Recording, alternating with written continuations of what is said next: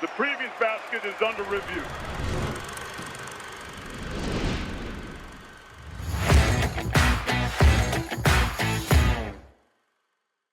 Welcome back to another episode of Stats by Will and Jim, the college basketball podcast that focuses on the numbers. We are proudly under the Basket Under Review umbrella. Please check out the site and the Discord if you have not had a chance to do so yet. The season is coming, and it is going to be the best place to hang out throughout the year. Game chats, inside scoops on injuries and news, some gambling discussions, everything you're looking for, whether it's numbers or just storylines. Highly encourage checking that out. Only $10 a month gets you all kind of access.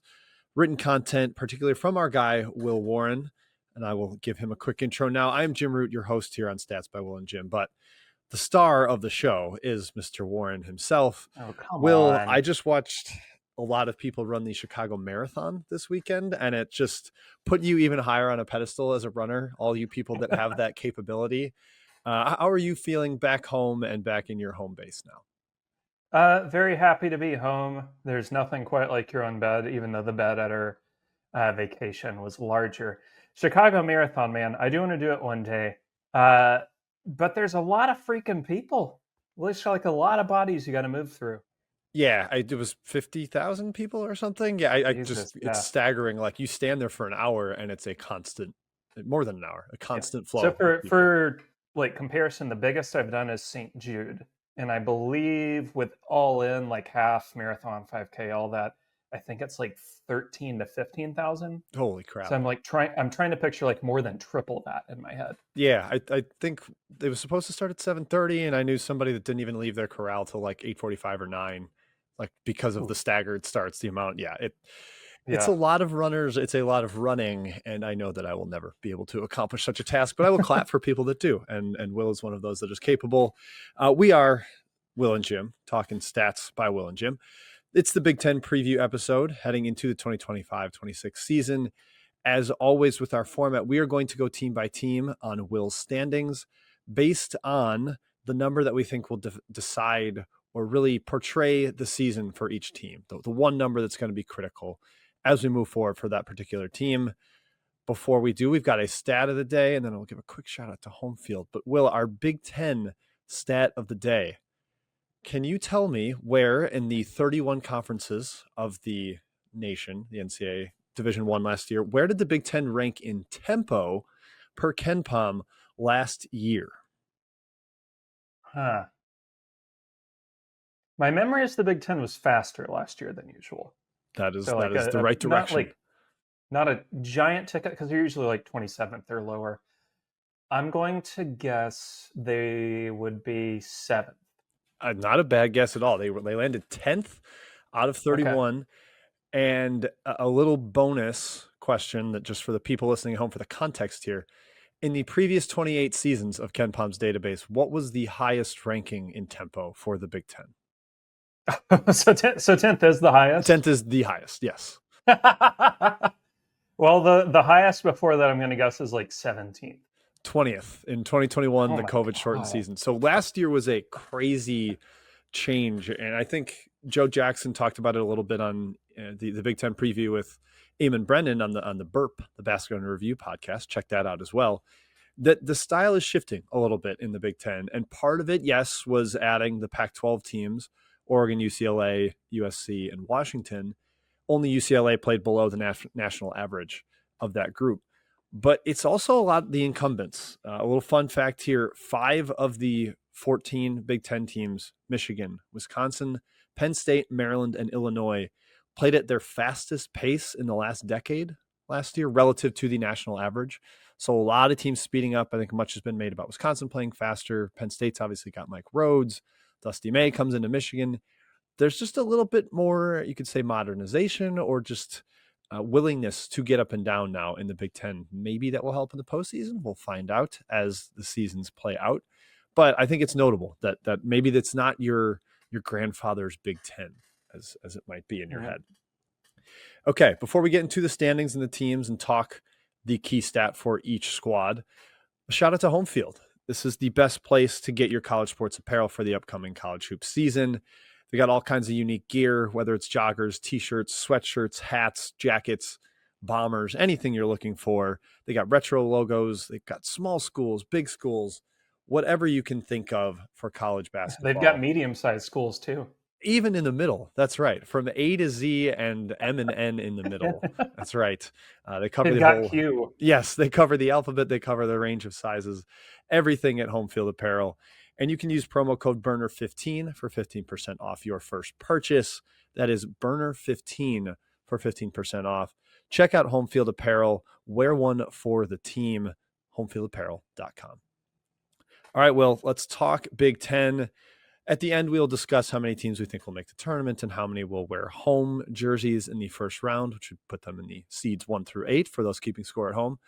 But in your standings and in my standings, Purdue is number 1 in the preseason rankings here. The Boilers, generally a top 5 team nationally, top 5 in the AP poll, top 5 at KenPom, etc. I am taking the odds on this particular episode and the odd numbered teams. So for Purdue, Will, I think this one was one of my, when I came up with this concept for our previews, this was one of the driving forces. And for Purdue, it's very clearly the 2-point percentage defense for me. It was terrible last year, heinously bad, 332nd in the country. They gave up 55.6% shooting inside the arc. That was the first time a Painter team was ever even over 50%. So egregiously worse than anything else he's ever had. The worst ranking Purdue had in his tenure was 219th. So to drop to 332nd, that is an issue. Obviously, they brought in some reinforcements here. Oscar Clough should help. Per Hoop Explorer, South Dakota State was much better at the rim when he was on the court, 11% better. So a very measurable difference when he was out there. Daniel Jacobson is a monster shot blocking potential force. They just need to make sure their guards keep guys in front so it's not a layup line going towards the rim. I know the offense will be good, Will. This is the stat that I think really dictates the national championship ceiling for Purdue. I would agree. I think they've got to, I don't want to have an exact number in mind, but it just has to be quite a bit above last year. And I know this is really prime season for people being like, oh, the top 30 in offense and defense at KenPom. That's your national champ. No, it's not. Shut up. But I do think, because we both are in agreement with KenPom's preseason expectation that this is the number 1 offense. So let's say they got an absolute floor of 5th. I do generally think you need to have at least a top 40 defense with this group. I mean, you can't have one side of the court be such a downer in comparison, lest you run the risk of this turning into the Jaden Ivey, Travion Williams first year ED team, where they were unbelievable offensively, but they just could not get stops to get off the floor. Yeah, they need to be able to win a game every once in a while with stops. And, the defense was not that bad down the stretch. I mean, they held Houston to barely above a point per possession. That was top 10 offense. They held McNeese below 1 point per possession in the NCAA tournament. High Point, a really good mid-major offense. They kind of held them down, but it's going to take a lot of progress with the interior rim protection and the wing defense. I think with Miles Colvin and Cam Heide going out the door, you don't have any 6'5", 6'6", 6'7" type pieces that are switchable, versatile, can go shut down a wing scorer. This is really guards and bigs. That is what Purdue has, and I think it's going to be lethal offensively. It's just a matter of, can they defend the ball? Can they keep people in front on the perimeter and not let Jacobson and Clough just get consistently exposed to guys bombing away at the rim? Mm-hmm. I think some people made a bigger deal than over their defensive rebounding last year than I would. I mean, they were 5th in the Big Ten in defensive rebounding rate out of 18 teams. It was poor to start the year, but once Caleb first got a lot more time at the 5, I feel like they kind of solved that issue. Yep. So I saw people in the Discord on Purdue Day back when we did our top 50 countdown really harping on that. I think it's much more the 2-point percentage defense because the rebounding was not that bad in a league of a lot of offensive rebounding teams. For them to be 5th out of 18, I think tells you a little bit about how they took care of business there. Yeah. All right, next up, number 2 in your standings, Will, the Michigan Wolverines. Give me the stat that you are looking at with them, and then real quickly also, how much do you view them as a national title contender versus, maybe more like Final Four-ish? Well, first, I think they should avoid the faux pas of, going out west, losing by 18 points, and then coming into your Monday presser wearing a work shirt. and saying that you're back to blue collar. Oh God. You can take one guess which football coach did that on Monday. That's, Very yeah. funny bit to do that after giving up however many yards they did. But my stat here is actually an individual one. How are they going to split up the minutes at the 5 between Ademata and Morris Johnson Jr.? Because I'm not sure they can play together, but both are wildly important in their own way. So last year, UCLA, about 6 points better per 100 with Mata at the 5 than when he was off. Illinois, about 7 points better. I did adjust that one for 3-point shooting luck because it was unusually poor when he was on the floor. Not really to his own volition. It was just unlucky, shot effects. But both are highly impactful both ways. But I think defensively, each brings a real different skill to the game. Mata is obviously a plus rim protector. Morez, instantly a top 10, 15 rebounder in the sport, shockingly good at it. That means both have to be on the floor a lot, but I don't see a world in which they can play together for very long and also have Yaxel on the floor. I think they could play together if Yaxel's off, but that's not really a thing you want for long at all. You want Yaxel Lindeborg on the floor as much as you can get him, which I'm guessing 32, 33 minutes a game somewhere in there. So you weren't buying the Dusty May quotes that he's better guarding 1s than he is 5, Lindeborg, and they're going to try him at the 3 a bunch. I think they're hoping, they're crossing their fingers that'll work, but I'm skeptical. I'm a big fan of Dusty, obviously. I think anybody living and breathing is, unless you wear, green and white. But I do think of him as a pretty brilliant guy. That said, he's not flawless, and I don't love that plan. If you play all 3 of those, it just creates some serious offensive spacing concerns to me because Yaxel does take jumpers. Ade and Morris don't, but Yaxel does, but he's not a plus shooter. He's okay at it. And it's not like he needs to be an amazing shooter. He'll be fine. But I would almost rather see than that minutes with Yaxel at the 5 and go 5 out and see what you can do with that. But I think that Dusty has a really interesting problem to figure out because Mata and Morris are both they're almost equal in impact, but in completely different ways. And I really don't know who you play them with, how you play them. That's going to be an interesting thing for them to figure out because I don't think that there's going to be some sort of massive fall off when one or the other goes to the bench. But it's funny. We just talked about Purdue. It does remind me in an off-brand way of the Travion Edie year where they're we can't play these guys together. We have to stagger them, but both are awesome, but we can't play them together. So I'm not really sure what you do with that. Yeah, I don't know how much of this, they thought maybe Axel was going to go pro and they brought in all 3. And I think they did. Yeah, and they were thinking, all right, let's just do the Twin Towers kind of Florida, just roll teams at the rim with Morez and Mata. And now you've got Lindeborg, you got to have him on the court. In kind of an offshoot of this with the spacing and how they make this work is their turnover rate, which last year was a little bit disastrous, 324th in the country.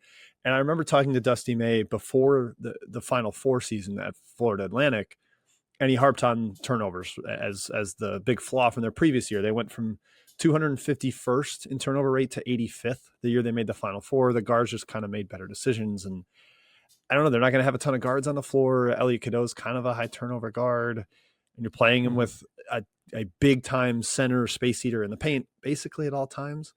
It's a strange fit. The talent is clearly there, and they have a coach who is capable of figuring out fit. I think people thought last year the fit wouldn't work with Wolf and Golden, and look how good that team turned out. But it's still, some tweaking is going to be necessary over the season to figure out their best lineups. Mm-hmm.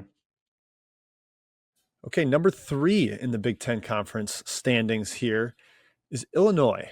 Well, clearly high on the Bosnian Brotherhood or the Eastern European cadre of players that Brad Underwood has collected. Of course, he's got some important guys that are not of that descent: Kylan Boswell, Ben Hummerkaus, etc. I feel like at that point you got to call him Boswellovic, yeah, exactly, Hummerkausovic, yeah, etc. You have to add a little bit of a Croatian itch on the end of each name. Yes, get a little flair to it there. The one stat I'm looking at here, and I think they're probably going to stick more with heavy drop coverage, but defensive turnover rate. It basically became Creighton Light the last 2 years, where they're 360th both seasons, really playing heavy drop coverage. And it's probably your best option with the Ivisic brothers kind of dominating at the rim.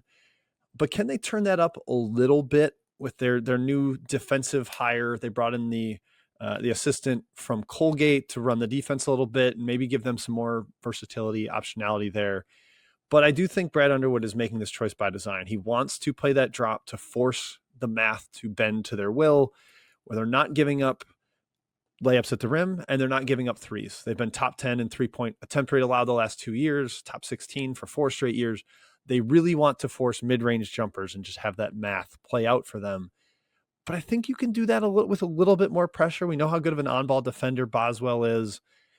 Petrovic coming over from the Adriatic League is reputationally much more of an offensive genius than a defensive impactful player.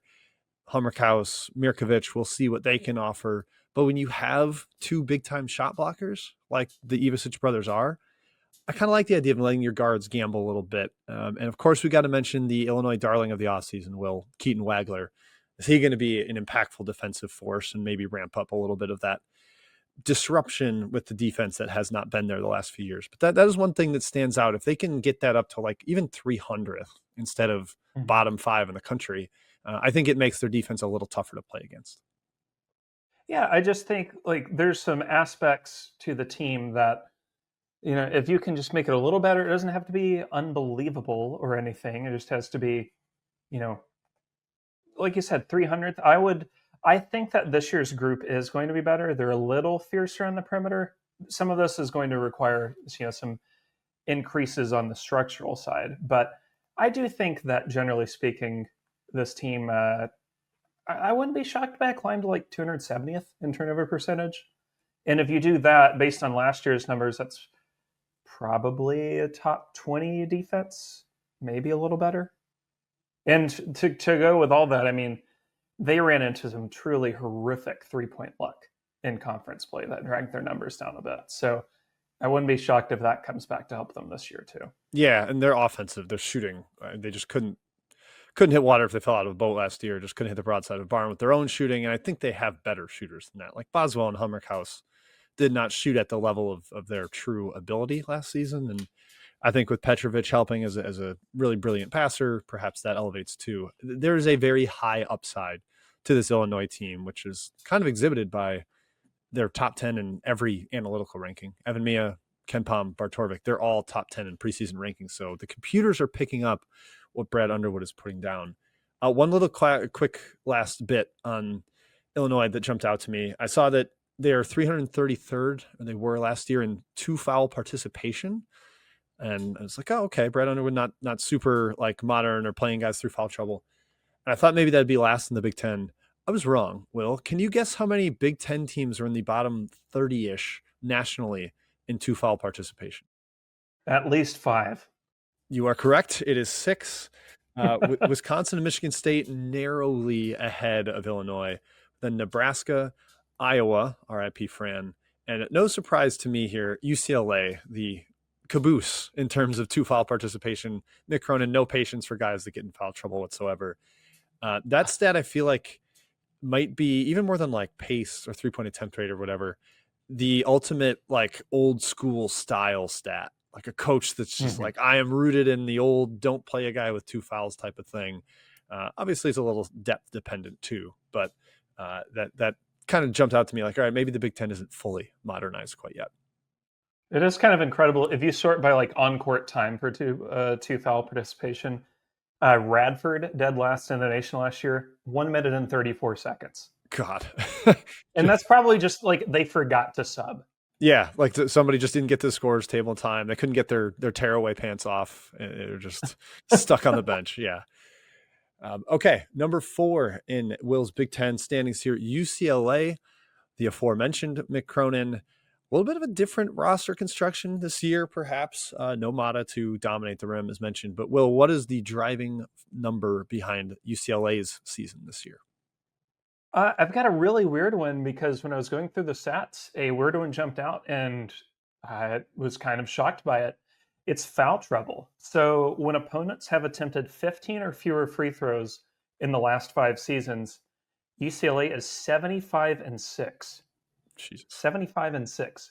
When they go above that, 43-45. So hat tip to Evan Maya for that. I'm watching this because there's some intriguing pieces at play here where we don't really know who the starting five is going to be. Is it going to be Bilodeau? Is it going to be Xavier Booker? We don't really know like how much of a role like a Trent Perry will play in the starting lineup or Jamar Brown, for example. But I bring this up because when I look at the lineup, it does look like one that can avoid foul trouble pretty well. But Xavier Booker, in particular, good defender, very capable of getting foul happy. I think it's a key reason why he didn't play more at Michigan State, along with the fact that he kind of sucks on offense. So, politely speaking, not really. If he can stay on the court and not be an open negative offensively, UCLA could see some, upper percentile outcomes for them, which I think of, that to me would mean like top 10. You're in like the 1 or 2 seed hunt all year, yada, yada, that type of thing. If not, then you could see some more losses. You could see some more post-game complaints about travel or whatnot. They could also go with, I guess, like Steven Jamerson, however you say it, as a big, not particularly a big fan of his. He's fine. But they've got a weird deal here, and especially for UCLA, a weird deal where I really like the backcourt and wing options, but the front court does leave me concerned more frequently than not. Yeah, which is, as you mentioned, atypical for Mick Cronin. He's developed bigs quite a bit in the past. I mean, you go through his Cincinnati days, and it's just constant like assembly line of athletic bigs that make an impact on the game. Is Jamerson going to charm him because of his effort level? I could see that happening where like, all right, just go scale down in usage, chase offensive rebounds, and don't infuriate me like Xavier Booker does. But Jamerson committed 6.3 fouls per 40 last year. Mm-hmm. And to go along with Will's stat, that doesn't really line up. And obviously for listeners, we respect correlation versus causation. And there's some, like if you're fouling late in the game, the other team is more likely to go over 15 free throws, like when you're chasing the lead. Yeah. But I still think that, was it 75-6? Was the number? Yeah, 75-6. I respect the split there. That is not some tiny like sample where they're either 500 or 75-6. So I think that does tell you the story of Mick prefers a looser whistle in the game because it allows them to defend more physically, and that style just works better for the Bruins. I believe in the offensive talent. Did you see his Donovan Dent quote this week, by the way? About his, he can make his senior year miserable if he wants. Or exactly. Yes. Yeah. That is one of the more Mick Cronin quotes. I will also note your Jamerson Booker split. Let me go and predict now. There will be a game this year where Booker starts and is pulled. He'll play 10 minutes, but he's pulled because he does like something, Mick is not happy with or disagrees with, whatever the case may be. And Jamerson plays 26 minutes and they lose.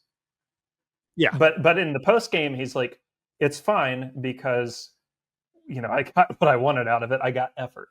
I sent the message that I needed to, even though I had a objectively probably worse player out there. I sent the message that I needed to in a 75-62 loss to Wisconsin. Exactly.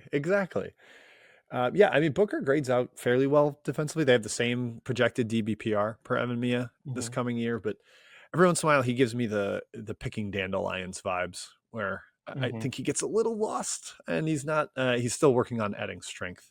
I think that's a big deal for him. But hey, it's an odd match with Cronin and Booker, and he's made some of that stuff work before, and sometimes it hasn't worked out. So that's going to be something to keep an eye on for sure for UCLA.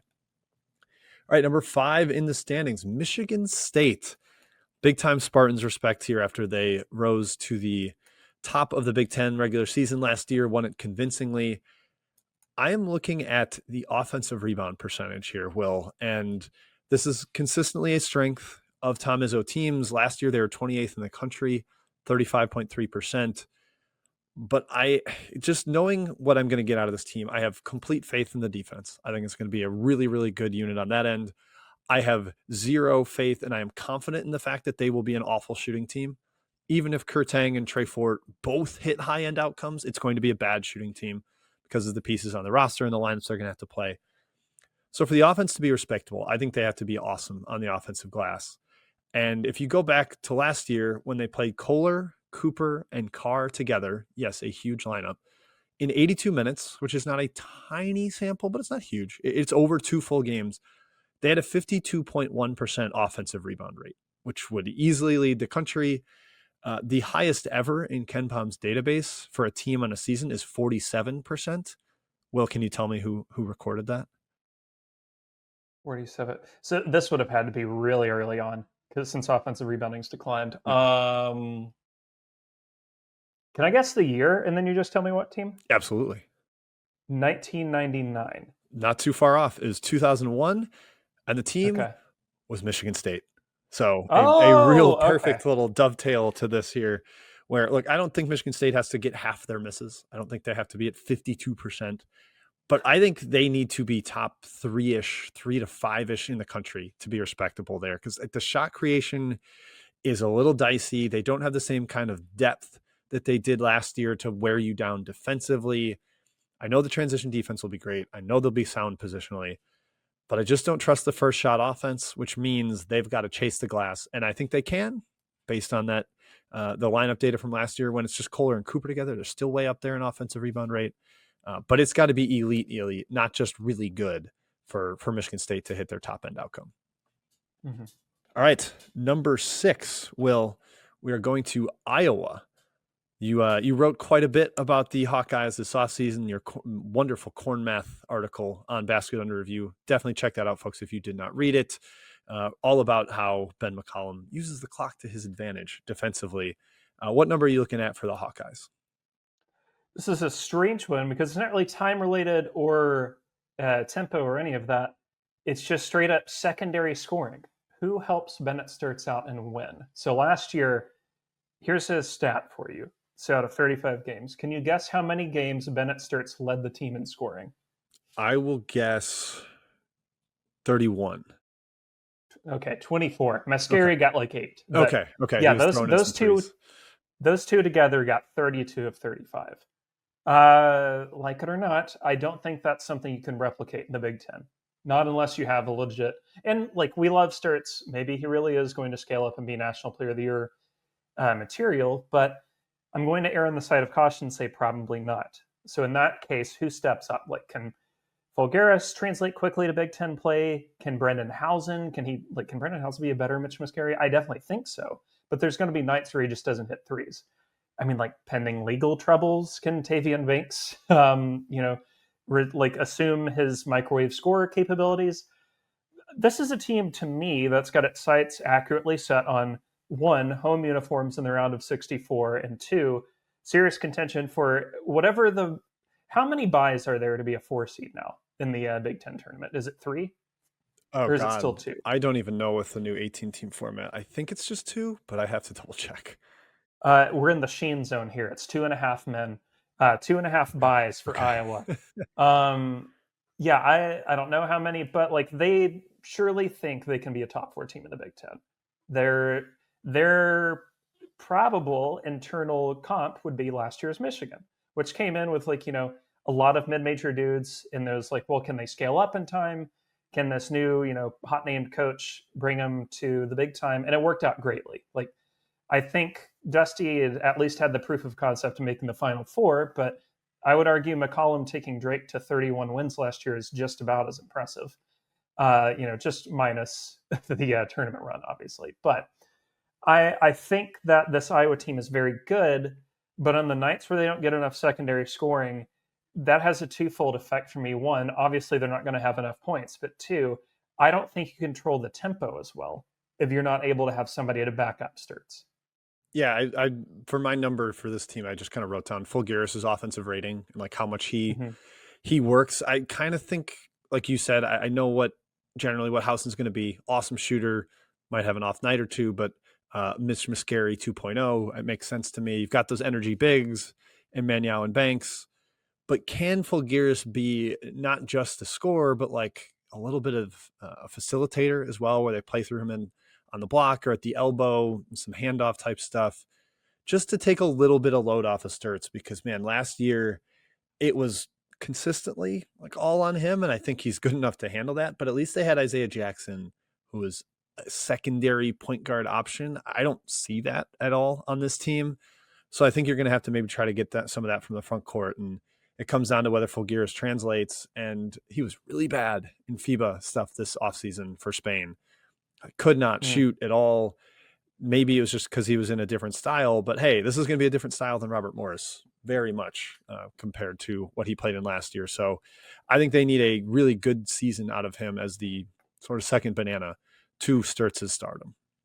They for sure do, because I think, obviously I respect the system a lot for, we've written about it nonstop, but I think it's going to be very hard to control the boards in the same way they did last year.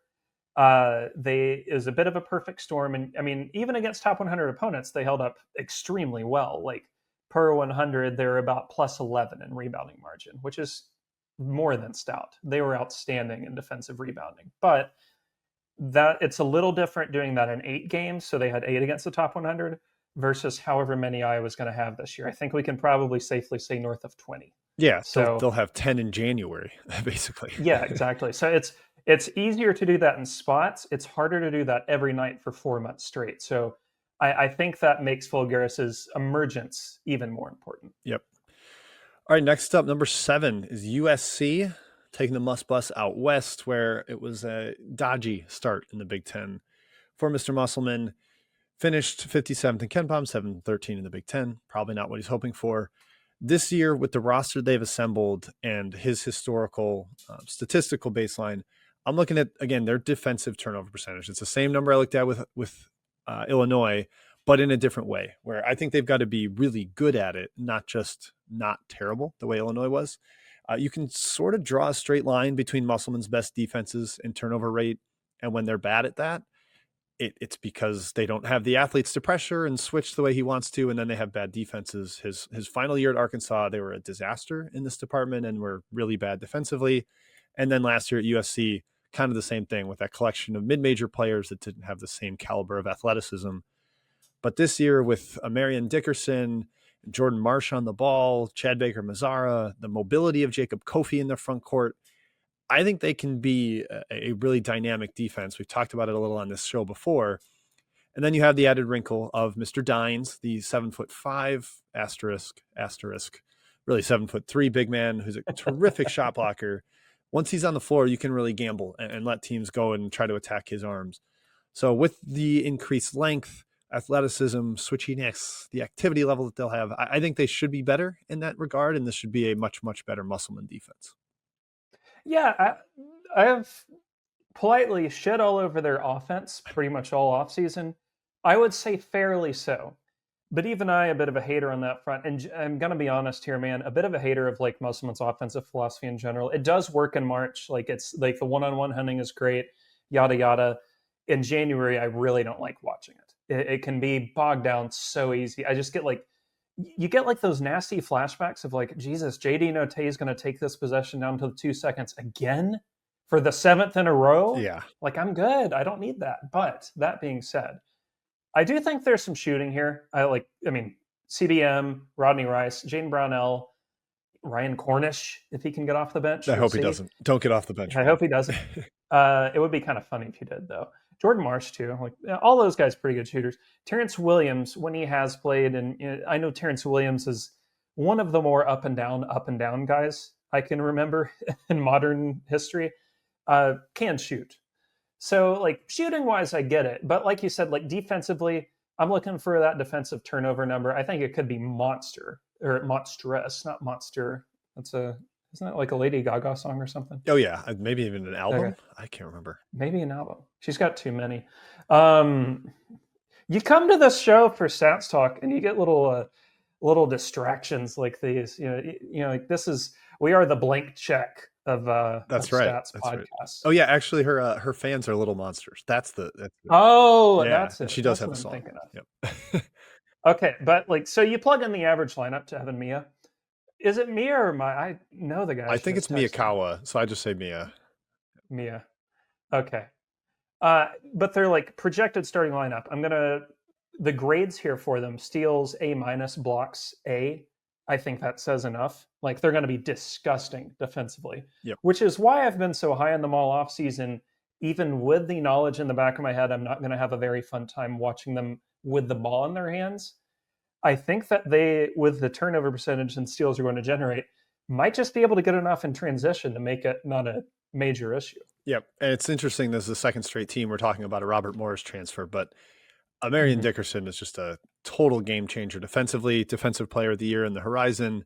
Andy Toole came on to Basket Under Review and did an AMA this offseason and talked about just the incredible impact that he has hunting blocks on the weak side and his switchability. So I'm excited to watch the defense with Will. I am also not terribly excited to watch Chad Baker-Mazar and Rodney Rice ISOs consistently over and over on offense. Big fan of Chad Baker-Mazar's Instagram stories the last couple of weeks. Oh yeah, he's taking shots, he's taking swings at Auburn. He's a pot stirrer, man. That guy loves to toss a grenade in a room and walk out. He's doing the grenade celebration at his phone. Yes, exactly.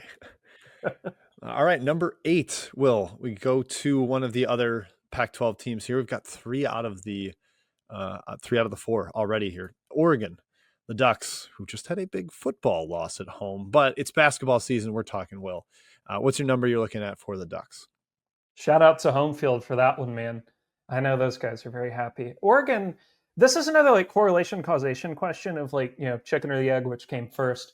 But 14 plus assists per game is my number here. And this is another Evan Mia hat tip. They are 70-11 the last 5 years when hitting this number, 40-48 when getting 14 or fewer or 13 or fewer assists. This matters to me because when I look at the offensive fit of this roster, I'm not entirely sure of it. And I'm not really convinced of the ball movement being high quality in general. Shellstad wants it in his hands early and often. Nate Biddle obviously needs it because he's awesome. But the real strange piece here to me is TK Simpkins. I want to see how that guy fits in here. He's really important to the bottom line of this Oregon team for giving enough support to Shellstad and Biddle, which I think he can do because I don't know that you want to run things for like a Sean Stewart necessarily. And I like Sean Stewart, but I don't know that he really should be your number 3 offensively. Simpkins is going to have to, get used to being more off ball than he's been in the past. Because at Elon, they, kind of let him do what he wanted, him and TJ too. But I don't think you can do that here because you already have 2 guys who need the ball in their hands to be great. So I'm a little concerned about ball movement here. Like I can envision some possessions just becoming bogged down for no reason. Like defensively, I actually think Oregon makes a lot of sense, but offensively, I do feel concerned. Yeah, the Shellstad thing, he was a guy I loved before he got to college. He's made some big shots for them, but he has not been the creator that I think they would have liked to see. There's a lot of Shellstad and Peyton Pritchard comparisons because they went to the same high school. They wear number 3, kind of play similarly. They're both at Oregon. But Shellstad's posted 2 assist rates lower than anything Pritchard ever did in college. He hasn't had the same kind of development as a pick and roll creator. They've been not that great in ball screens last couple of years. Their best offense has really been playing through Biddle and letting him create and find open men when he gets doubled. But yeah, I just don't know that there's the same willingness of ball movement, capability of ball movement that they've had in the past. And they're going to need that. Shellstad's coming off an injury right now in the preseason, or he's going through one. So he's not getting the same reps with the team. That's a little concerning. And yeah, Will, one thing I wrote for Oregon is just games played by Shellstad and Biddle. If you're missing either of them for any stretch, I think this gets really ugly. And Biddle's had injuries in the past. Shellstad has an injury now. It is worth monitoring if they can survive that kind of a significant impact injury because their high level depth, unless you love Kwame Evans, is pretty shaky. Yeah, I do like the late add of Wei Lin. I believe that's how you say it. I know Armand is huge on him. But it always takes time for those guys to adjust to the college game versus overseas. My Shellstad thing, it would be really funny because I actually wasn't aware that he went to the same high school as Peyton Pritchard. If he started doing like a Dylan Raiola thing. Yes. Like he buzzed his hair and like looked a little dorkier than he does and started talking like Peyton Pritchard. I mean, they even wear I like think that that, same t-shirt that's cut off kind of under the yeah, jersey. Like there's a little bit of that Raiola imitation of he Mahomes starts thing. like going at like 1.5 speed. Yes, just plays. Yeah, I think it would be just really lean into it. We all see it. Yeah. We all see it. Just lean into it. All right, number 9. Will, back over to me here. I guess is Wisconsin. The Badgers had a great season last year. Offense has been a lot better the last couple of years. I have free throw rate circled for them offensively Mm. because the last 2 years, getting easy points at the free throw line has been a huge part of what's boosted their offense. And it's because they've played more downhill. There's a little more slashing to their attack rather than like the ball movement only of a swing type offense. But John Tonje was a savant at getting to the line. He was top 10 in the country in free throw attempts despite high usage or in part of high usage. And Kirk Penny now leaves, part of the orchestrator behind their offensive revolution. 2 of their transfers, Andrew Rohde and Austin Rapp, do not get to the free throw line. They're essentially allergic to it. So you're really going to be expecting a lot from Boyd and Blackwell. Boyd coming in from San Diego State, John Blackwell, the returning key piece. They have the ability. They can draw contact. It's just, does it work in this system? Do they get enough free points there to elevate the offense? That is my question because I trust the defensive system. I trust the shooting. I just want to see if they can continue to get those free points the way they have the last 2 years. And I think I think like the offensive fit in general makes a lot of sense to me for them. I'm really interested to see if Blackwell can get downhill. Nick Boyd, really intriguing, like transition piece here. I don't think that I've ever had like a consistent opinion of what I believe on him or not because I'm not sure he does. So I mean, we'll see how it all works, but like they could be an amazing shooting team when I look at them. Yeah. I could see like there's a chance like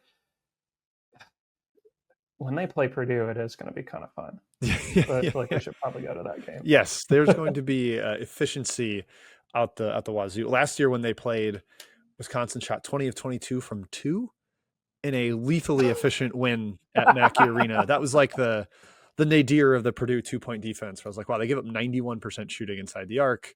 Wisconsin scored like 1.4 points per possession on the road. It was ugly. And January 3rd, Purdue at Wisconsin. Yes. All right. Madison is very drivable for me. I might have to make a little How trip many? there after New Year's. What's your over under on inches of snow on the ground?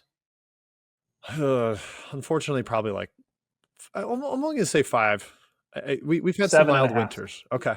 All right. 7.5. Yeah. Well, yeah, true. I'm hoping for another mild winter. 2026. You never know. Yeah.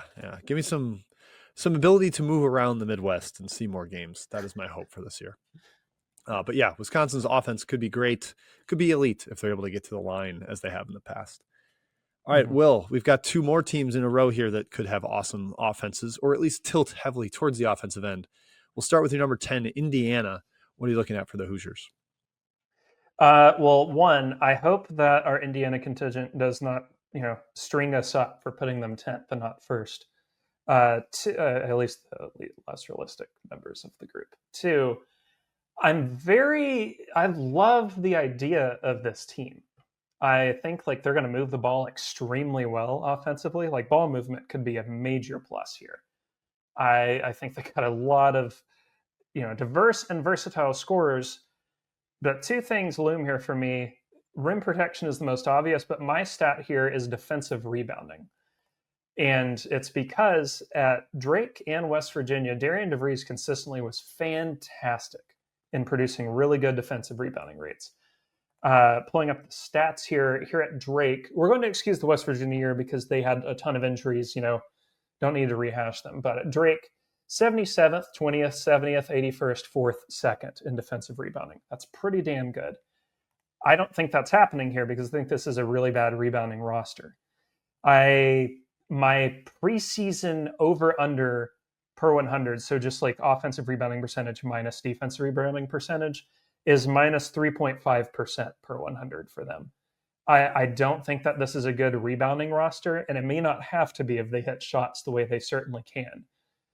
But you got to get stops. You got to get the ball back in your hands without giving up points over and over.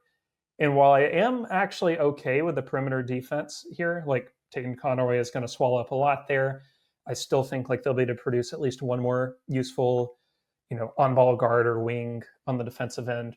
Tucker DeVries is also not bad on that end. He's fine. We definitely don't like the rim protection.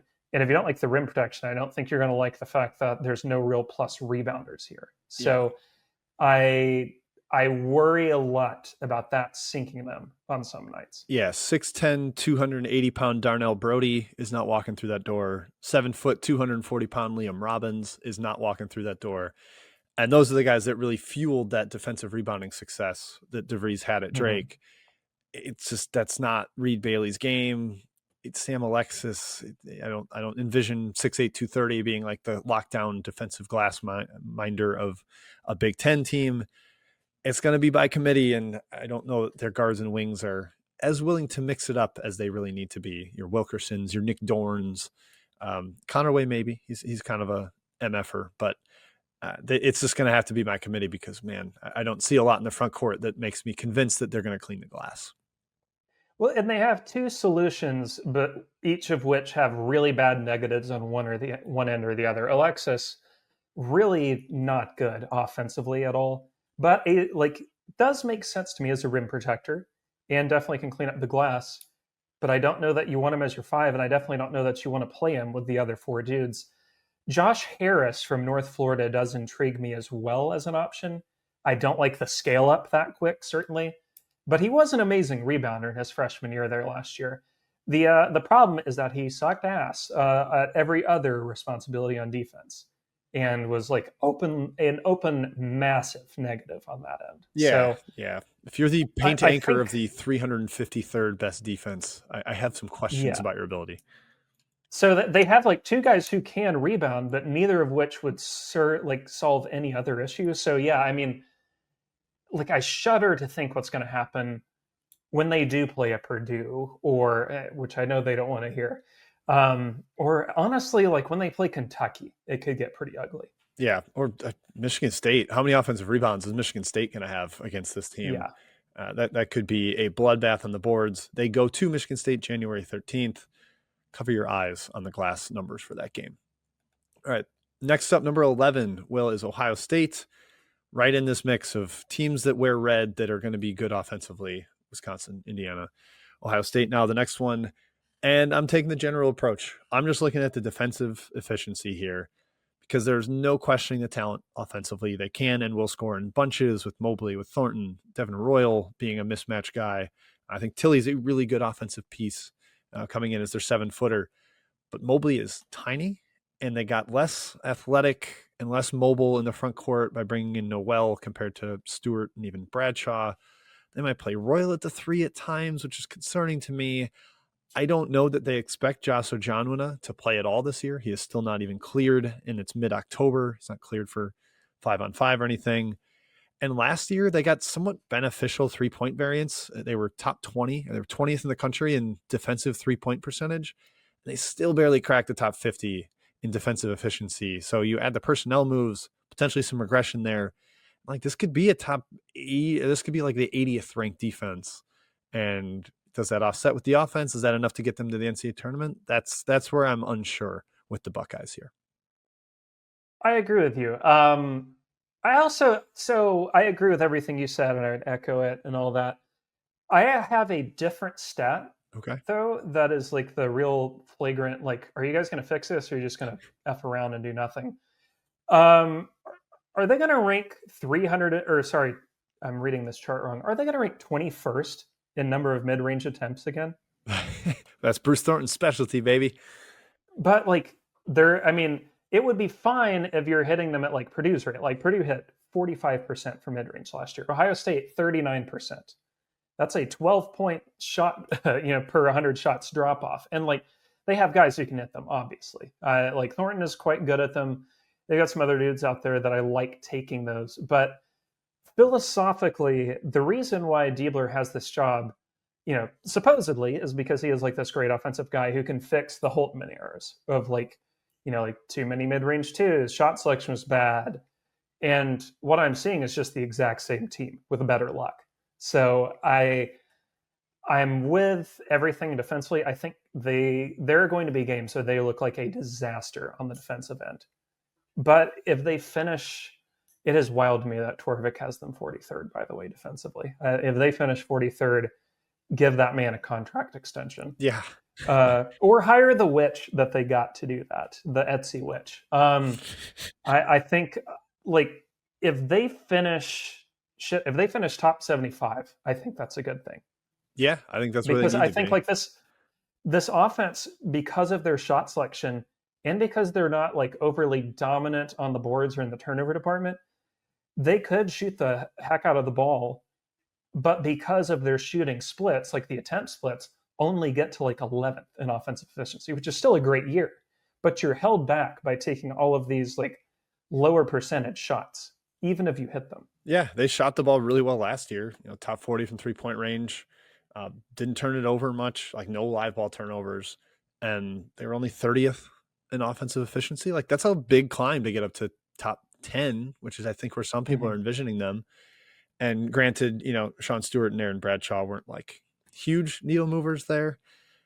Tilly's probably a better offensive option. Noel's a little better offensive option. They got some spacing from those guys, but it's still a long climb after Thornton shot 42% from deep and Mobley was almost 40% on really ridiculous volume and distance on his shots.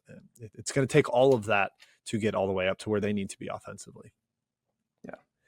All right, number 12 in the Big Ten, Washington, our final Pac-12 year 2 squad here. Danny Sprinkle's year 1 did not go well. Will, what are you looking at with the Huskies to see if they can climb up the Big Ten standings? Oh, I'm looking at who gets stops and how. I'm looking at defensive efficiency. So I think offensively, this backcourt could be really special together. They can really rip it from three, should have a ton of shooting prowess, scoring prowess. Peterson, Yates, and Claude together, along with Hans Steinbach at the 4. That is a lot of fun. You look at that and you're just like, oh, that's going to rock. Like even Ognisevich, presumably off the bench, Zoom Diallo, like they've got a lot of fun scoring options I can get behind. But you plug in their projected starting lineup to Evan Mia, and it produces a 71st percentile defensive rating. That would be good enough for about 106th best nationally. And that is your starting lineup, aka your 5 best players. So imagine the rest. That did not include Ognisevich, by the way, which should certainly drag it down. Yep. As intrigued as I am by the offense, there's no rim protection on this roster whatsoever. Like, I don't see anything on it I like. I'm not sure there is a plus defender. Like, if Kepnang is healthy, if he's healthy, yeah. That's the biggest if like all caps, like size 48 font. Yeah. Peterson is, fine on that end. Like he could get in your face, but that doesn't solve your rim protection problem. Yep. Yeah, I mean, if you pair a top 25 offense, which I expect, possibly top 20, with a sub 100 defense, is that enough to make the tournament? Which is surely their goal. Yeah, I think if they don't make the tournament this year, it's a disappointment with what they've invested in the roster, the depth that they have.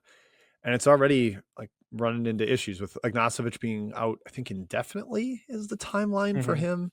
And Mate Traore, the other potential shot blocker on the roster, is announced out for the season. I think just redshirting. And yeah, you got to sort out the backcourt rotation. Like Mandequit is the better defender at guard, but he can't shoot. So how do you pair him with Claude, who kind of wants the ball? And it's a lot of question marks with how you make it all work. The talent is there. The options are there. The lineup flexibility is there. But does Kepnang stay healthy? Do they continue to get bit by the injury bug that's already getting them here in October? And can some of the freshmen step up? It's more questions than I thought for a team with such a deep roster on paper. Mm-hmm. All right, moving along to number 13, Maryland. It's buzzball time in College Park, which means that the number I'm looking at, Will, is the shot volume advantage. This is the Buzz Williams special over the last few years. Personnel's kind of built for it again. I don't know that they're going to be Texas A&M number 1 in the country in offensive rebound rate. You lose Anderson Garcia, and it's just kind of hard to continue to match that. But Pharrell Payne, Solomon Washington coming along with from College Station, they're certainly going to set up a good baseline there. Add Elijah Saunders, Colin Metcalf, they can be a handful inside as well. And for the perimeter, it just doesn't matter what they shoot first shot offense. I mean, look at the crap he let Zurich Phelps throw up last year. It didn't matter at all. So you've got Rice and David Coit and Isaiah Watts, and I even kind of like Darius Adams coming in as a freshman shooter. Maybe a little bit better first shot offense, offset with some shakier offensive rebounding compared to the number one in the country. But I still think they're going to have that heavy shot volume advantage. And over the course of the season, they'll probably win some games just based on that. They should block a lot of shots too. Yes. I think, rim protection wise should be pretty solid again.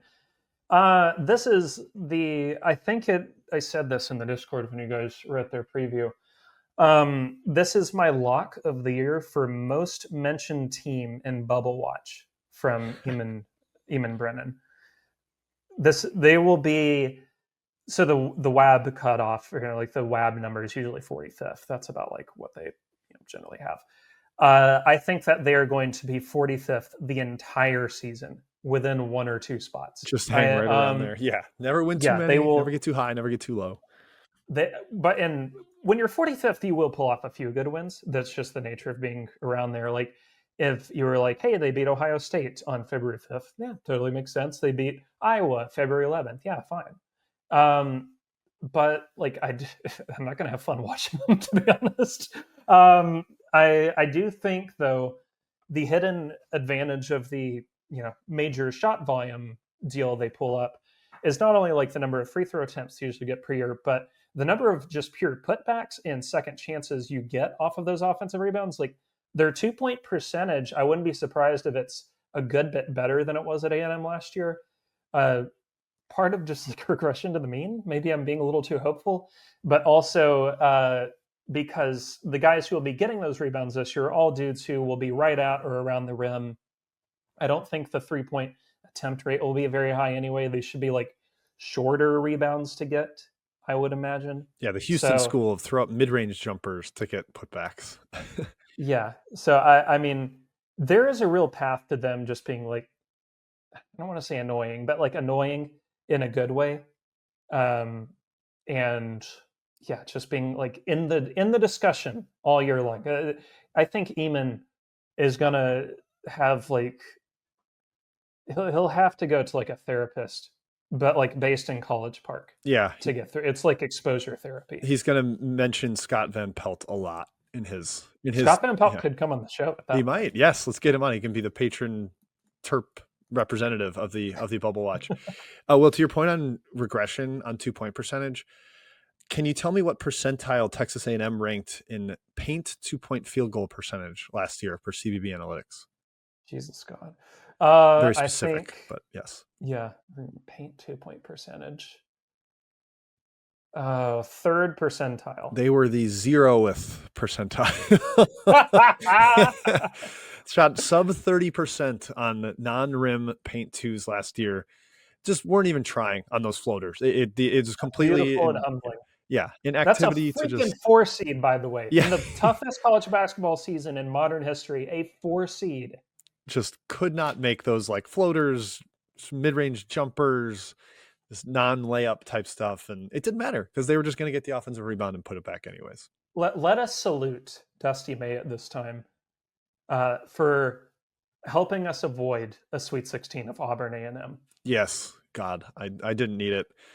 I'm sure Auburn fans were terrified of it too, considering the whooping Texas A&M put on them. A hat tip to you, Dusty. Yes. All right, number 13 in the Big Ten standings for Will is, that was 13. We're going to 14, Will. Mm-hmm. The Purple Cats, Chicago's Big Ten team, my neighbor to the north here in Chi-Town. Up in Evanston, what are you looking at for Nick Martinelli and the Wildcats?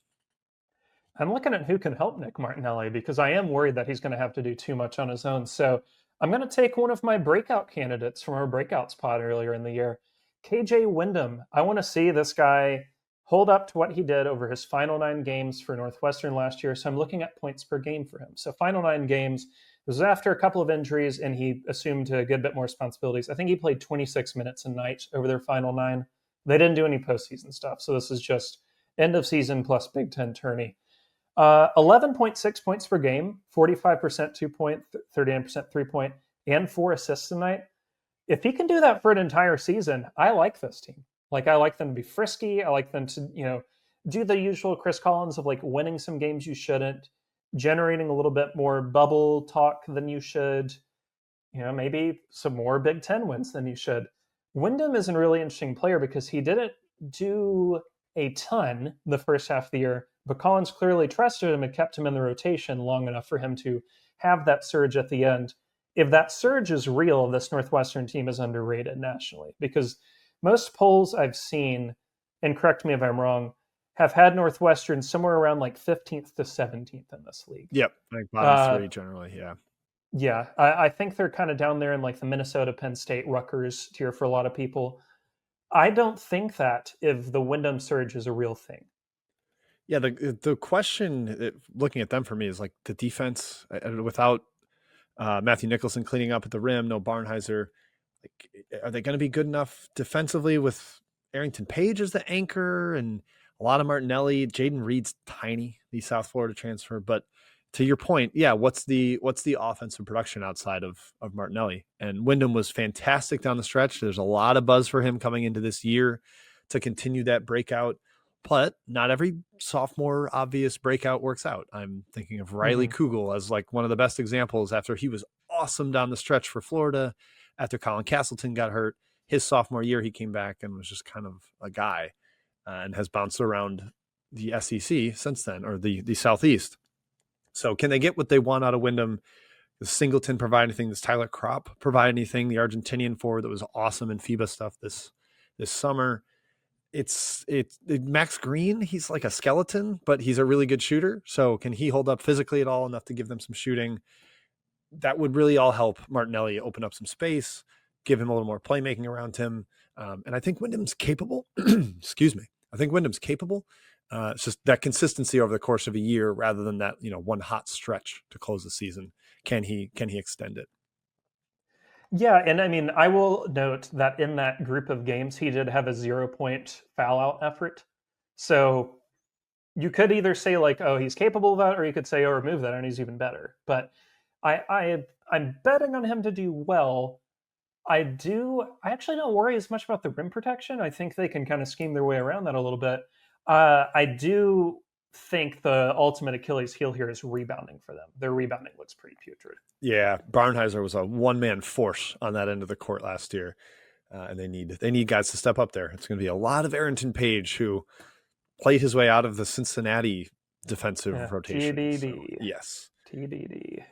All right, next up, number 15 is Nebraska. And for me, I've got 2-point percentage defense circled here. The last time Rink Mass played, he's not a shot blocker by any means, but he is a super sound positional defender. He's big. He's really good with verticality. They were top 15 nationally in 2-point percentage defense 2 years ago when he was out there. And that's with like Keisei Tominaga playing a ton of minutes, who is not a defensive contributor. They've got a ton of positional size this year. The only real small player in their rotation is Sam Hoiberg, who is like objectively a very good defender. I think everybody would say he's a pest to play against. Both opposing players and fans would say he drives them nuts. So with Mass back, playing next to Byung Tunchel inside, they've got a ton of big man depth, including Leo Curtis, the Icelandic big man that blocked a ton of shots in FIBA stuff this offseason. Brendan Frager is getting like mini Keaton Wagler hype as the unheralded redshirt freshman. I know Wagler's not redshirt, but unheralded freshman that's athletic and can contribute on the wing. With that size, with Mass back, with the scheme that Hoiberg sets up where he encourages you to take jumpers, they take away the rim really well. Can that 2-point percentage defense be elite to pair with an offense that maybe isn't quite as standout without Tominaga and then Bryce Williams? But the defense could be good enough to keep Nebraska very competitive this year.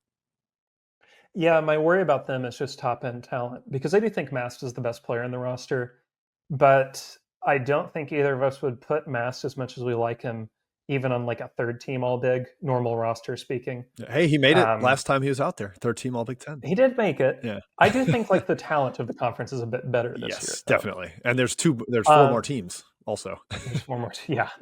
That and like beyond that, I mean, like, do you think Price Sanford is a really, plus guy? Like, Byung Tudsel is fun. I like him.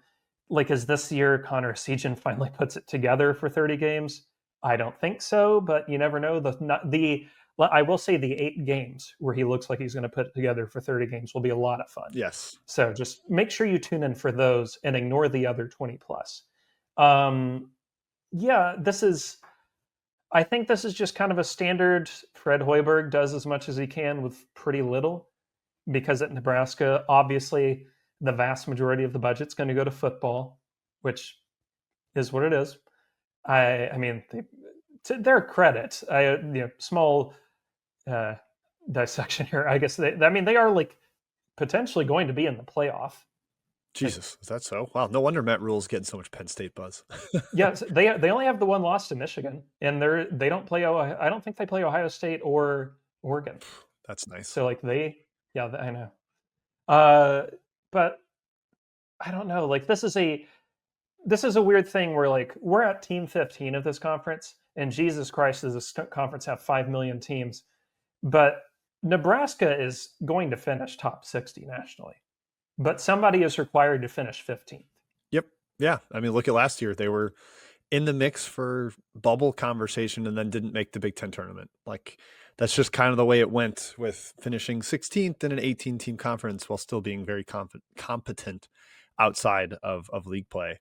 To your point, I do think not having Bryce Williams is going to really hurt this year too. Exactly. I was going to say, to your point on top end talent, like shot creation, if it's not masked dictating things in dribble handoffs, I'm worried, because I don't love Jamarcus Lawrence as a shot creator in the Big Ten. I don't love Kendall Blue as a shot creator in the Big Ten, even though I really like him as a player. Just you're kind of giving this or putting a lot of onus on guards' wings that haven't done it much at this level and didn't really dominate lower levels either. So it's going to take a major step. It's going to take a lot of masked facilitation. He led them in assists last time he was on the court. So that's going to have to be the offense. They could have some like small marginal gains here too, where like I look at this lineup and I don't see many turnovers in it. So they could control pace really well offensively, is what I'm getting at. Yeah. I think that would be majorly beneficial for a team that needs those wins on the margin. Okay, number 16. We are now in the would have missed the Big Ten tournament last year, but now everybody's included because we got to have participation awards. Minnesota, the first year of Nico Medved. Will, what are you looking at for the Gophers in this debut for him? I'm looking at Nico Medved's career here, and it's 2-point percentage offensively, so not defense, but offensively, because Minnesota's program best in the now, this is the 30th season, by the way, 30 season Ken Palm era.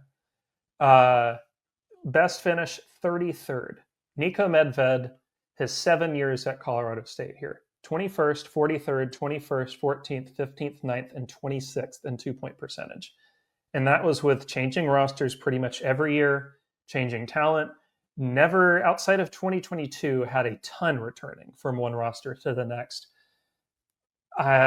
This man just designs a freaking beautiful offense.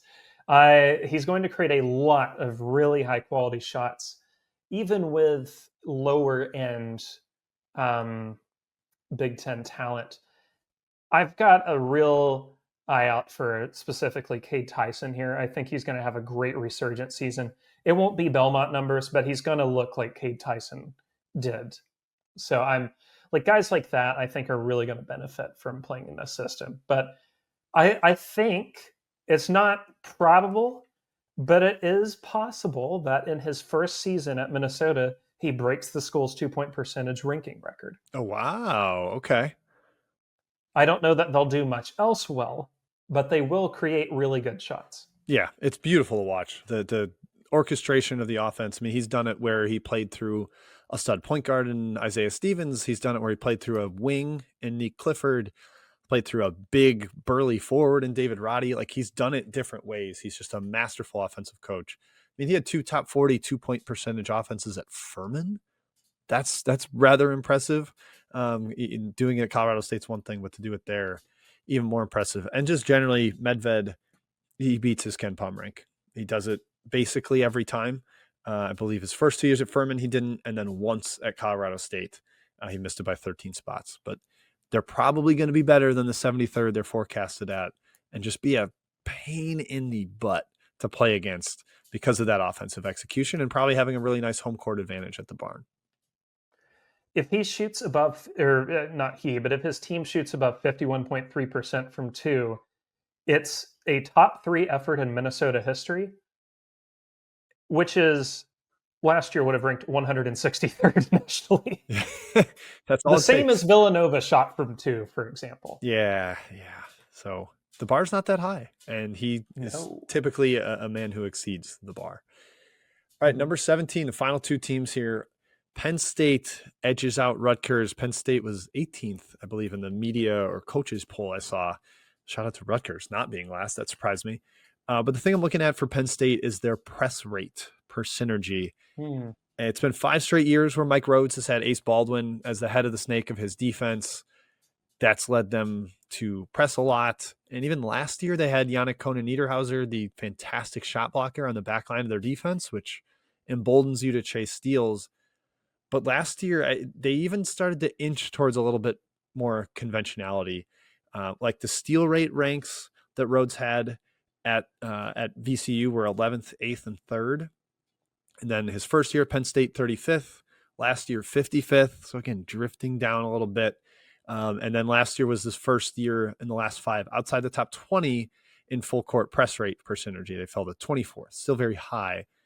But I'm curious if they're going to unleash the defense and play that kind of aggressive style without any real big man defense to speak of, unless Jurich is a lot better in that department than I think he is. So they're young, they're shaky in the paint. Are they going to play that road style defense? Or are they going to just try to be a little bit more conventional and see what they can do offensively? I don't know. It's kind of a rock and a hard place for Rhodes here with this talent level. Well, the problem is you need to stand out in some way when you have the severe talent deficit throughout. And like pressing and getting extreme to that aid, I mean, like, let's be honest, they're already going to be pretty bad at rim protection and what looks like really horrible at defensive rebounding unless they pack it in. Brainstorm moment here. Could they just run South Alabama zone? Wouldn't that be fun? Tell Big Ten teams, hey, why don't you shoot 57 threes tonight? Yeah, be different. Go for it. Yeah, why not? But this is the downside of paying a coach $49 million to leave because you paid $30 million for your football roster, and that football roster just lost at home to Northwestern after losing to UCLA. Yeah, after losing to literally had not led the entire season before UCLA. Yeah. Oh God. Perhaps it would have been better to invest like $3 in the basketball program. Anyway, with that being said, I still really do like Mike Rhodes. I think of him highly as a coach and especially a defensive mind. I understand VCU kind of wins itself, but what he did defensively there really has not been matched. Like, it's better than most of the Shaka era. Like, I don't think people understand that this guy, and I'm looking at Torvik here, so it's probably a hair different at Ken Palm, but even so, 2019 through 2023, 3rd, 39th, 6th, 7th, and 17th defensive efficiency. I understand, again, VCU does kind of win itself, but like you still got to be pretty damn good to have defenses like that special. He's the reason Bones Highland is in the NBA. Yeah. Have you seen Bones Highland play? Sadly, yes. Sadly.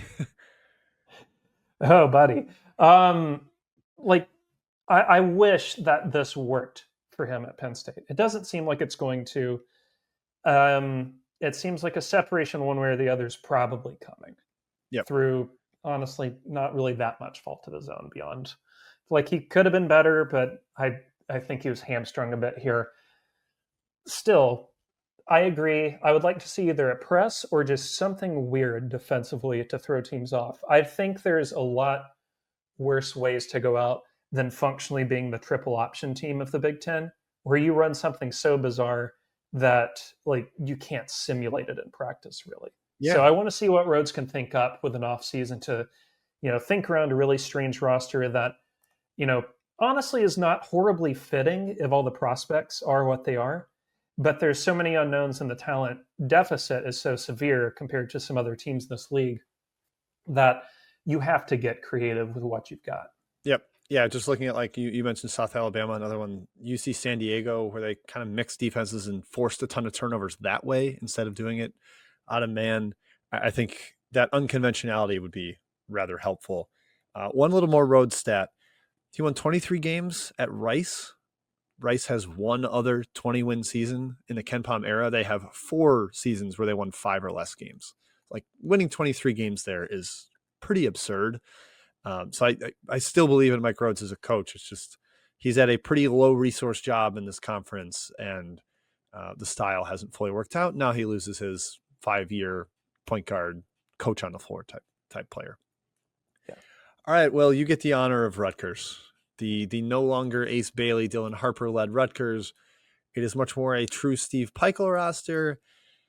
I ask you, what is your number for them? And also, what is the floor outcome for this team, who I was shocked that Peichel's never finished worse than 135th there, but boy, I think this team could be worse than that. Give it time. Defensively, I actually think this is back to basics, and it works. Like Jamichael Davis is a pretty good defensive guard. Ogbole, whatever it is. At a center, I'm fine with. Bay Fall, solid defensive big. Tariq Francis, I really wish had transferred a year ago. I loved him his freshman year at NJIT, and it just seemed like he stagnated and got a little worse last season. I thought the time for him to transfer was after his freshman year. Didn't work out. This is kind of like a 1 year too late deal. But beyond that, let's just assume the defense is okay. Let's assume it's nothing amazing, but like I don't know, like KenPom's got him 49th, and that seems realistic to me. They could be low end top 50. Offensive efficiency is my number because I think this team could finish outside of the top 200 in offense. Who is the lead scorer here and why? Heron Zerno, because he shoots a lot. I don't know. I can't make a fun case for any of them. Yeah. Like, I mean, Tariq Francis took a lot of shots at NJIT. Did he make many of them? Not really, but like, Dion Waiters, I'd rather go 0 for 30 than 0 for 9. Yeah. Perhaps that's your strategy. I don't know. But like Zerno is probably the best offensive piece on this team, which is bad because that makes him the worst best offensive piece of any of the 18 teams here by a pretty distant margin. Yep. I would like to play a secondary game here with you. And we have actually come in under expectation in terms of time used on this pod. We both were worried that 18 teams would cause this to balloon. I'm gonna read the leagues. So I'm gonna read the leagues. I want you to say stop when you hear a league that Rutgers would not win. Okay? Okay. All right. NEC, MEAC, SWAC, America East, Patriot, Ohio Valley, ASUN, MAAC, Summit, Horizon. I'm going to stop on Summit. Jesus. I think St. Thomas is better than that. Okay, so we think Rutgers could win 8 leagues. I mean, maybe one of the maybe they win the Southland. They're better than McNeese. I think there's like 2 teams better than them in the Coastal. They might win the Sun Belt because the Sun Belt's just a bunch of slop. But man, I kind of think St. Thomas will be better than them this year. I think that says more than any other stat can. Yeah, I think that's fair. And I know that's not how preseason numbers align for them. Like for them to be 85th in KenPom, I just would hammer the under on that coming into this year. If that team is a top, he's got them 112th on offense. If you said they finished exactly in the middle between that, Will, and where Seton Hall finished last year, which is outside the 300, like they're 212th, I think that's reasonable. Like, I don't know who scores efficiently for this team. No. I would put my over-under KenPom finish for them at like 120.5. Yeah. And I probably would have said it higher if I hadn't looked and seen that even in his first year, he at least got them to 135th. But this roster, I think, could be 160th or something. So we'll see. Yeah. All right. Well, we've got a couple quick exercises to do to close this out here. I will start with how many teams make the tournament of this 18 and how many will wear home jerseys in the first round, which means a 1 through 8 seed. What do you say? All right. The problem here is I can't remember what I said last week. So we could end up with 74 teams in the tournament by the time we're done with our exercise. Hey, that's allowed. But That's allowed. perfect. Well, I mean, we're going to be at 76 next year anyway. I'm going to say 11 for the Big Ten. So we're going to throw it back to when the Big Ten actually had 11 teams. But I think based on my rankings, I've got everybody from, so we'll go in order here: Purdue, Michigan, Illinois, UCLA, MSU, Iowa, USC, Oregon, Wisconsin, Indiana. I think Ohio State gets in against my best, like against my brain. The talent just outweighs the Diebler for me. I think they've got enough to squeeze in.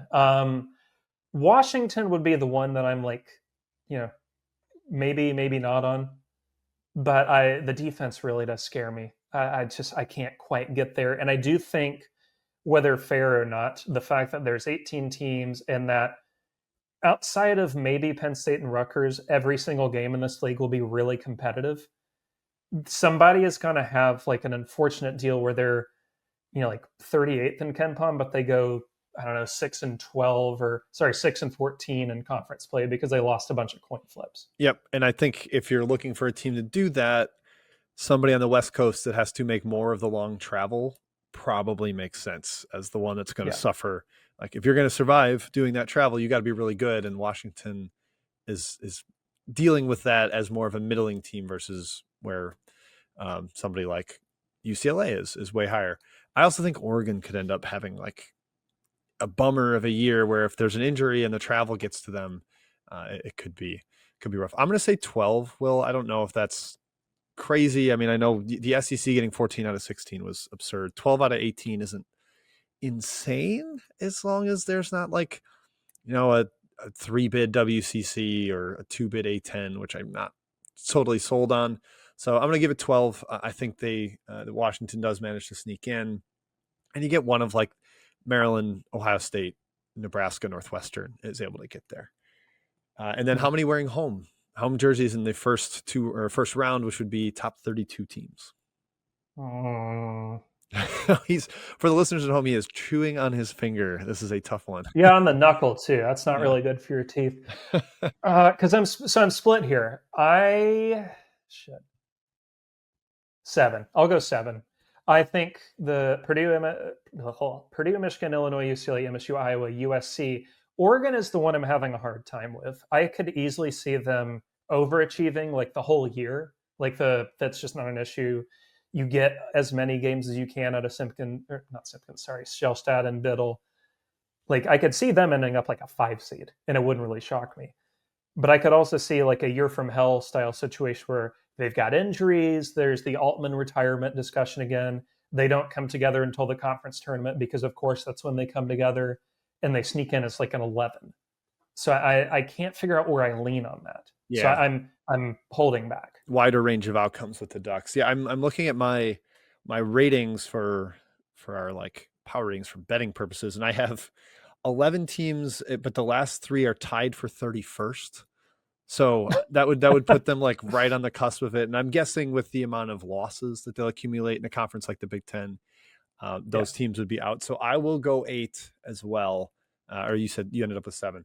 Purdue, UCLA, Purdue, UCLA, Michigan, Illinois, Wisconsin, Iowa, USC, Michigan State. There's my 8 to get to the home jerseys.